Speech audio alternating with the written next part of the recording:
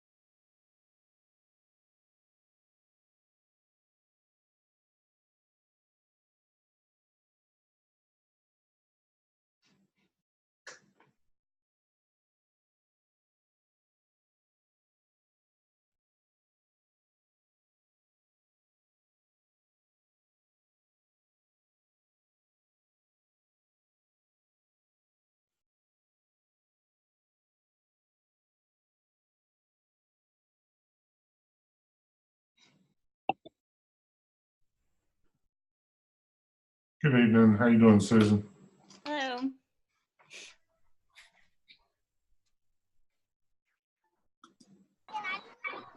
Hey, Rebecca. Hello. Good to see everybody.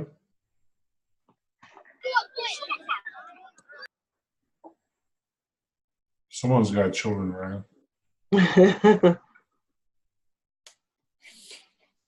It's me. I'm leaving track practice. Got a good track team this year? Oh, yeah. It's pretty good. Better than last year. Track's funny in middle school, isn't it?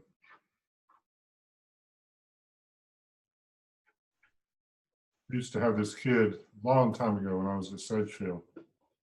He was so fast he could turn around and run backwards in the 220 after about halfway through and still win. And the coach cut him for being a jerk, which I guess was appropriate. But he's the fastest kid I've ever seen.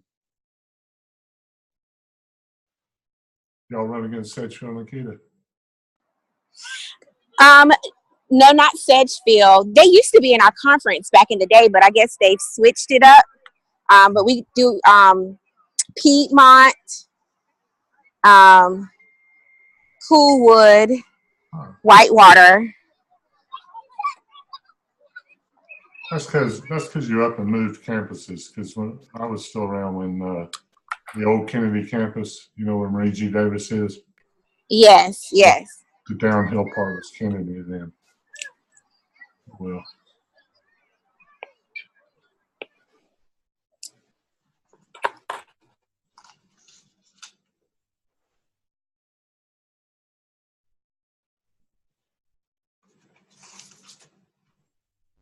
okay, getting about all here.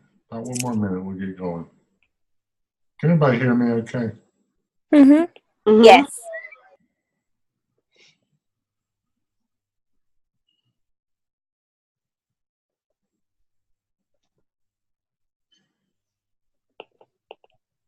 Okay, I got 7 o'clock. Let's go and get going. First, let me say Happy Easter to everybody. I hope everyone had a really good Easter season experience. Also want to say congratulations, and Jay isn't with us tonight, but Jay, I don't know if it's Ciego or Ciego. Anyway, Jay finished the Boston Marathon this week, which is quite an accomplishment. Oh, that's all. And with that, we can start class. Okay. Anybody else have any announcements they need to make? Like you got a brand new job and you're ruler of the world or anything? I filled in for my principal. She went with the fifth grade to Camp Explore for 3 days, so I've been filling in.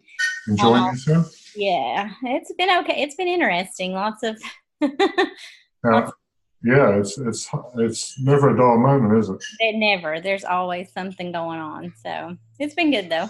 Well, seeing a brief tie-in between what you just said about taking the principal's place and Kennedy Middle School, where Nikita works, in Charlotte, I have a friend who the first day he ever took that role on, and he was the guy in charge, and the principal went away and left him in charge out of town. And he looks outside and it's snowing. No, it wasn't snowing, though, thank goodness. Everybody's in school, and he's got to dismiss and do the whole shebang all day long. What a horrible introduction. Okay, well, this week we're going to talk about sexual harassment. And there's a lot of that's in the website. It's about cyberbullying and stuff like that. Hang on just a second, please. Hey, Howard, you shut that door? Thank you. Sorry about that.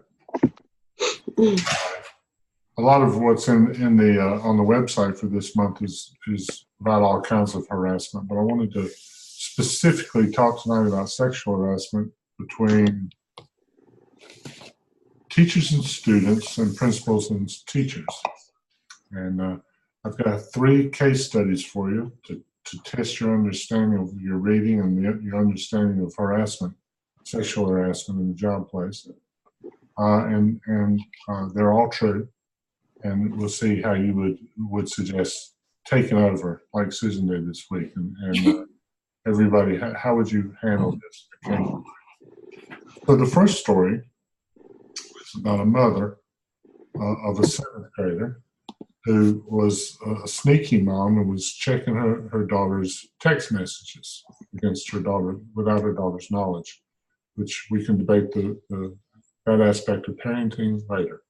But anyway, she was very concerned about text messages that her daughter was getting from someone that she reckoned was a boy who was in pursuit of her daughter, and she wasn't in agreement with that. So she not only read her daughter's text, she replied to the suitor on the text, and replied that she'd like to set up a meeting to get to know this person. And there's a roller skate place not far from Charlotte, which is a pretty normal place for kids that age to get together. So they arranged for a date on that weekend that they would meet and that they could hook up at the skate park. So she went, and she was supposed to find a white Datsun, I think it was, white Nissan, in the parking lot, and that would be this guy who was chasing her daughter. So she goes walking over to see who's in the car, and lo and behold, he was a 7th grade teacher at my school. So he made up some lie. I don't even remember what he said. Something about trying to protect her from other people who harassed her or something. But they both left and came back, and she brought it to me the next day. And she had told me the whole story of how she'd gone and seen her daughter's 7th grade teacher in the car, as identified in the text of the young man he was not all that young either, but the young man who was pursuing her daughter. What was I going to do about it? So I pose to you, what would you do?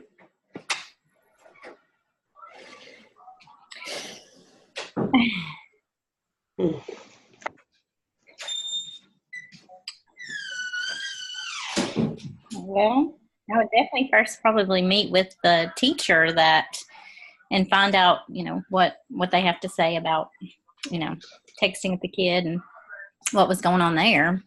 Okay. So how old was the girl again? 7th grade. The little girl was in 7th grade? Yes.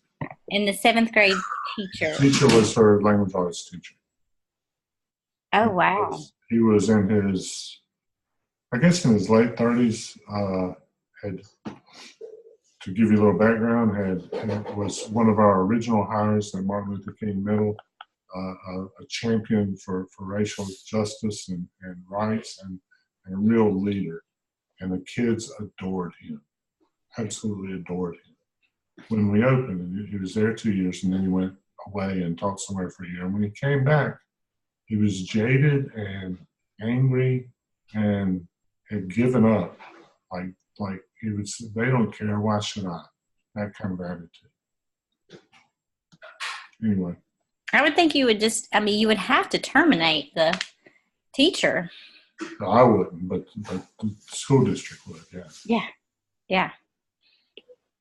So he actually did it. He was, the text message proved that he was corresponding with the girl in a non-teacher way.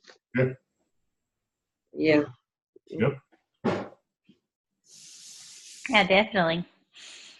And you can't do stuff like that. No, not in the normal world.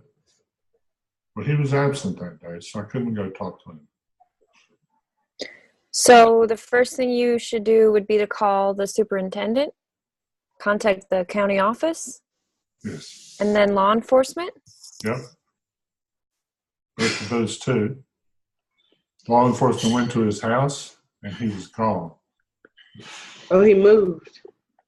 Gone. Yeah, he's guilty. Gone, and I never found out what happened to him. Oh, wow. They never found him? I don't know. They never told me about him. Did the parent press charges? They would have if they caught him. So he never came back to school or anything? Nope. Oh my goodness. Disappeared. Oh, somewhere. He'll do it again. He'll been and got caught, though. If he did that Mhm. once, he'd probably do it again. Yeah. Mm. It's probably one of the saddest stories out of 30 years that I came across. But We had a high school PE teacher who when I was in high school, and she had accused the PE teacher of saying some inappropriate things to her and asking for inappropriate favors. And they investigated, and he ended up being cleared of all charges. But he stayed in the county for a while, but it wasn't, he ended up leaving. But I was probably about 5 or 6 years ago, I saw on the news that the school that he actually went to, he was caught and convicted of doing the same things the girl accused him of. So, Oh. yeah. So, but I think the girl was more of a troublemaker and somebody that they wouldn't necessarily believe, maybe has made up stories in the past. Yep. And so there was no proof to prove that he actually did any of it. So, And it's mostly what people have to say. It's not, it's he said, she said. Yeah. Almost all these kind of cases. But in this case, the mother had the cell phone with the inappropriate messages on it, and her own experience of going to the parking lot. And I mean, he was nailed. He was done for. And I guess he knew it. That's why I left. So I had a substitute teacher for the rest of the year, which really helped our test scores enormously. Okay, story one, but the correct answer is, make sure we all understand it, because when it strikes, it's like that. I mean, I wasn't expecting to go to work that day and find out that my seventh grade language arts teacher, Reverend, who was revered by everyone in the entire grade level, was suddenly going to turn out to be a pedophile and chasing a seventh grade girl, which is way. So what was the correct answer? Who do you law enforcement? Superintendent. And the superintendent's office, depending on how you're set up. Charlotte has an employee relations superintendent who takes care of stuff like that. Yeah, and I probably wouldn't have talked to him at all. Probably would have never been allowed to investigate him at all, because our deal was that because you were considered too close to your staff, you couldn't be expected to do a real unequivocal exam or investigation. Okay, story number 2. Father called me. Told me I had a teacher taking pictures of himself and sending it to his daughter. Funny, she was a 7th grader too. This was a PE teacher. What He was was taking inappropriate pictures of himself, sending it to his child. Not to his own child, to someone else's. Oh God. It's not much better. I mean, they're both pretty bad. So, what did I do? Did you have proof? Did they? Not at that time. He said he did. He said he'd seen them. He said he admitted to doing it. No, the father. I'm sorry, I'm getting these two men mixed up. The father called the complaint in. The teacher said he was crazy. He hadn't done nothing. He was at school the next day. But you went and called the superintendent and had him come in or to investigate. I called the superintendent's office. Also called the police because it's a crime. Remember when we were talking about reporting behaviors in the past? If it's crime, you have to report to the police, not just try to do it on your own. So you know what finally nailed him? The pictures? Uh-huh. He had taken the picture in the bathroom at school. Oh my God. Oh wow. This is sick. Oh God. God. It was completely recognizable to all of us who saw the picture. We wish we hadn't seen the picture, but we did see the picture. So the police came and took his computer to see if he was a rampant pedophile, connected with other folks or anything. And so I lost the computer on that deal because it never, ever came back from the police department. They took it as evidence and never came back. And I actually, come to think of it, I don't know how that one ended. Because I know. Anyway, I think he got off somehow. He didn't go to jail as a sex offender, for sure. So that's my two worst stories of harassment of students. I suspect if you're a principal of a high school, you have a whole lot more stories than a principal of a middle school, and more stories than a principal of an elementary school. But it comes from everywhere and all the time. So you have to know exactly what to do. And that is definitely one where you want to cover all your bases and make sure that the police are informed, because they'll tell you if it's inappropriate to call them, they'll tell you and don't worry about it. But if it's a crime, you have to report it to them, and you have to report it to your superintendent's office. Okay? Okay. Any questions? When they do report it, do they normally do the employee is suspended with pay or while they're investigating?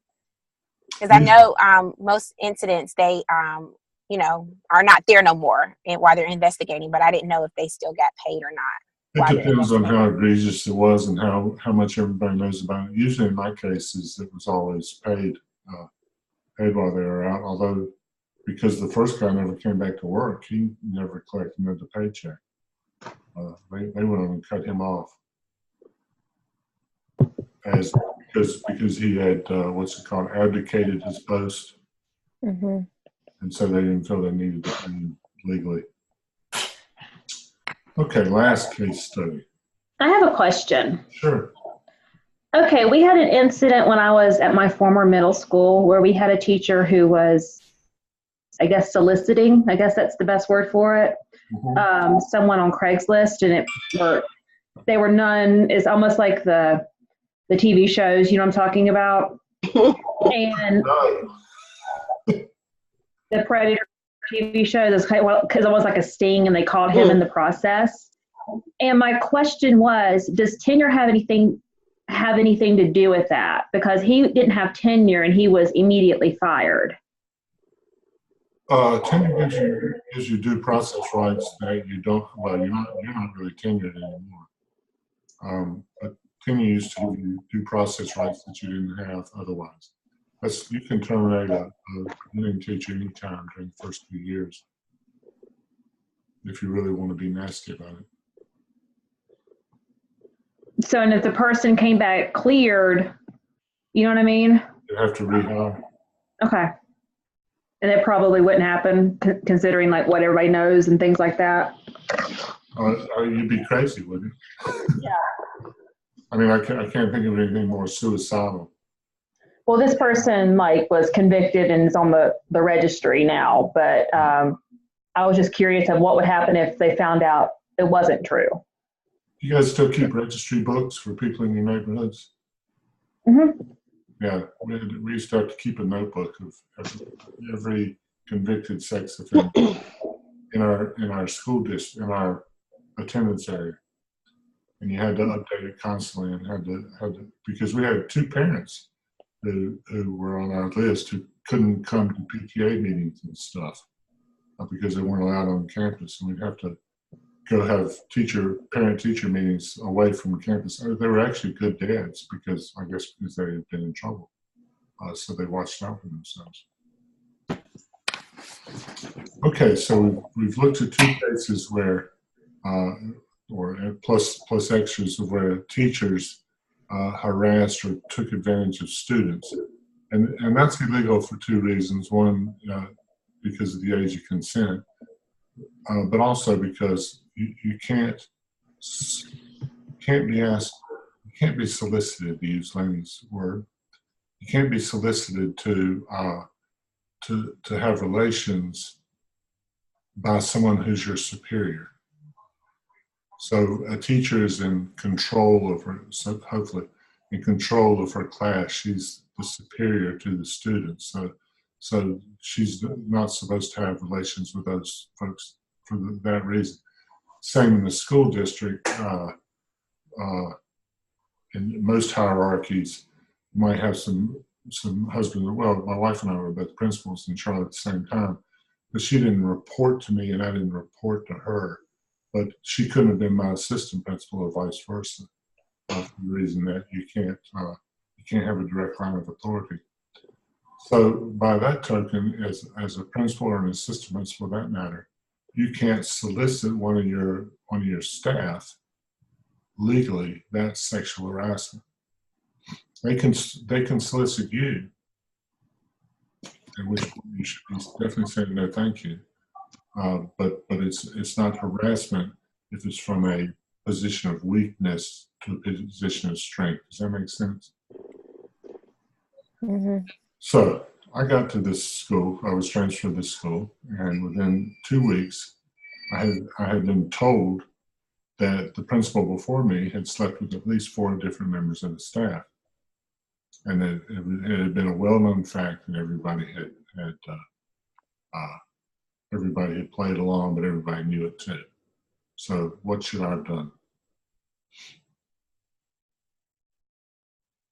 You said the principal slept with 4 teachers. 4 different teachers, yeah. What should you have done? What should I have done as the person who came next and found this situation existed? It was illegal because he was principal and they were teachers. Yeah, see, I didn't know that. That's something new. Okay. It's something that used to be broken quite routinely, in the past many years has become a little better controlled, hopefully anyway. So what should I have done? You'd clearly broken the law, broken the school system policy. Are you saying what should you have done with the staff, or what should you have done in About- response to the previous principal? In response to the previous principal, And he still was in that county serving as a principal at another school. he had moved to another county by that time. Oh, well. Maybe report it to that county superintendent? Possibly Maybe report it to yours first. did that. And But Would that get to the point where you just report it to law enforcement and they investigate it? It's not really a crime. Okay. That would be one that the police would say that that's consenting adults. Mm-hmm. But from a policy standpoint, it was breaking policy, and obviously from an ethical standpoint, it's totally horrific. So I reported it to my boss, who told me that everybody knew that, and so that was the end of it, and he got away with it. So Lord knows where he is and who he's sleeping with now, but it's numerous. So harassment is something that where someone takes advantage of someone else because of their age or their position or their size or whatever. Teacher to student, principal to student harassment is more complicated because of the statutory rape issues that can arise based on the age of the student. But it's definitely something to watch out for.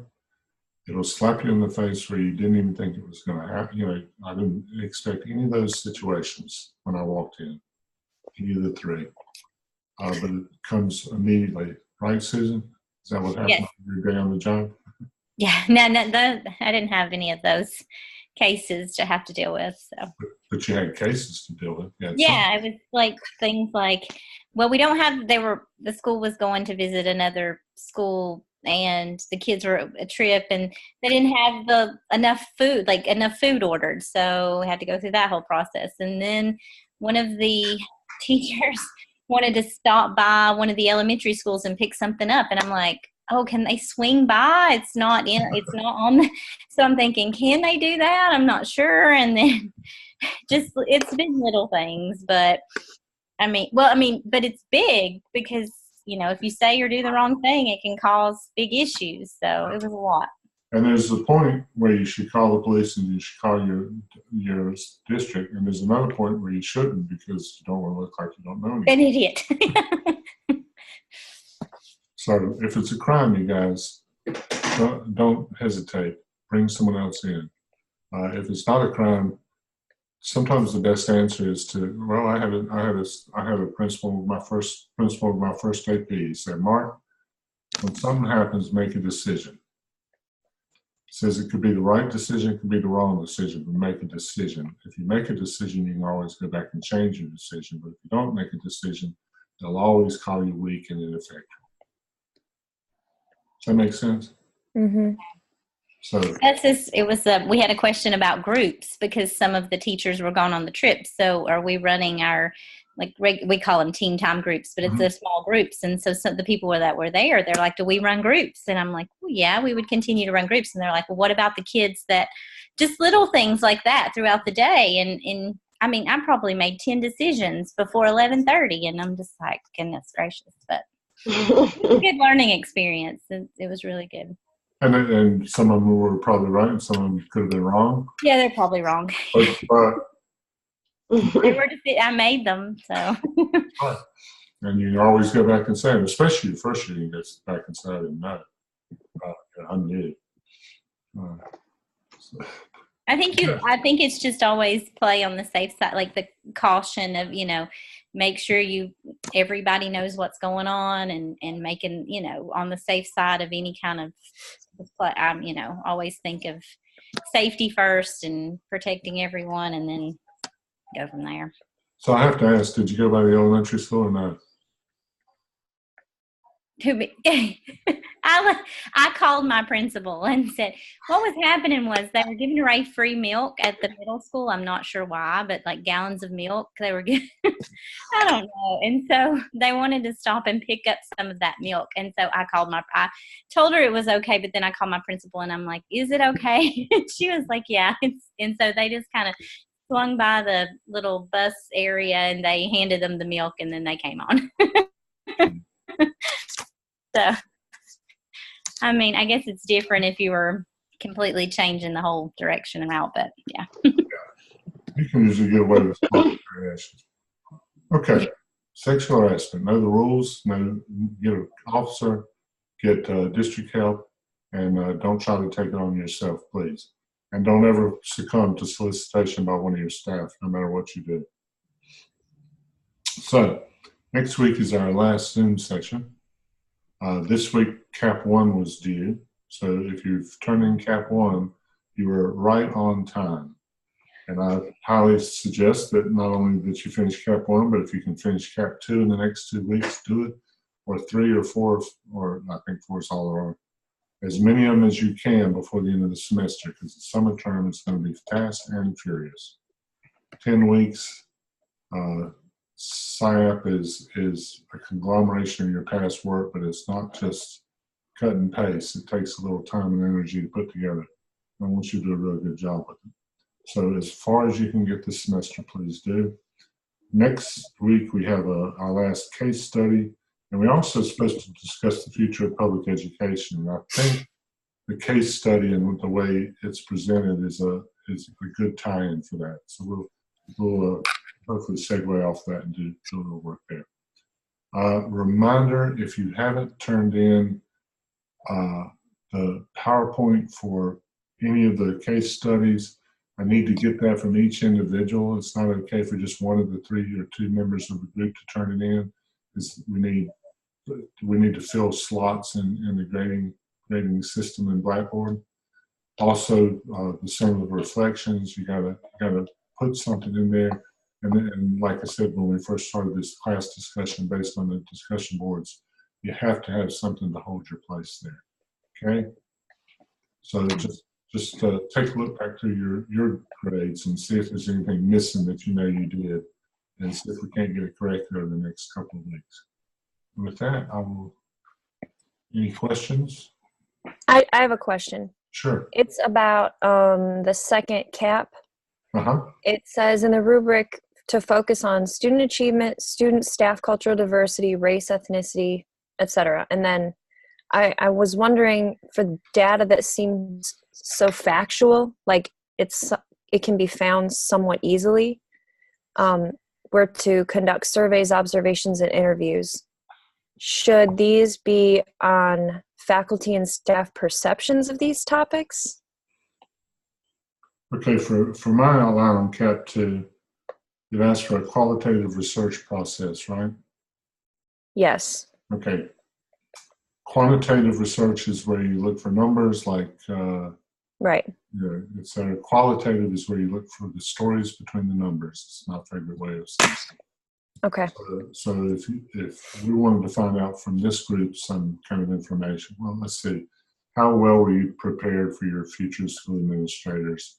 And some number became principals, and some number became superintendents, and some number stated assistant principal out of our group. That's quantitative information. Mm-hmm.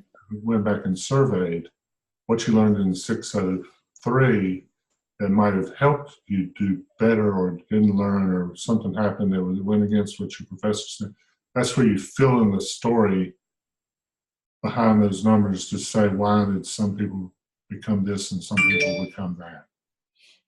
So for student achievement, it would be like, why do we think that our school is where it is as far as student achievement? Yeah, that would be part of it. Yeah. Okay. I don't know if I'm on the right page. Like I took the lowest, like the 6 or 7 lowest scores overall for our teacher working condition survey, and resurveyed the staff because we've had staff changes, and just to see if staff still feel that way and if it's changed. Am I on the right track there, or Yes. no? No, Okay. yes, you are. You're looking for the story behind that change. Okay. And there's no factual number that fits any part of the TWCS that makes it right or wrong. You might have a TWCS where most everything's 60-40, but you have one that's 50-50, so that becomes the one you concentrate on because it's bad, but it's bad and worse than the other ones that aren't that good either, rather than trying to take on the whole thing. Right? But I didn't question about testing data. I didn't create a question about that. I included data. I don't think you have to have a question about it, unless you have some questions or some cultural issue going on with testing. Okay. Okay. Any others? Well, with that, have a nice week. Get lots done. Remember, you want to be through with Cap 1. The instructions on next week, or 2 weeks from now, for all work due in Blackboard and TaskStream. 1 through 4 should be gone to the screenshot. Skip 1 through 4 should be in the screenshot. Cap 1 submitted to Dr. Stedman for his comments at that point, because you and I'll be finished. Your competency folio, not finished, but where it stands now, to Dr. Stedman so he can kind of update you on anything you might need to do. Like, I've got a bunch of 605 students who are graduating at the end of this semester. And they got all kinds of stuff like this they haven't filled out yet. They're driving me crazy. Make sure the competency folio has been checked over by Dr. Stedman and your internship log is with him, so he knows you're up to date and on time and stuff.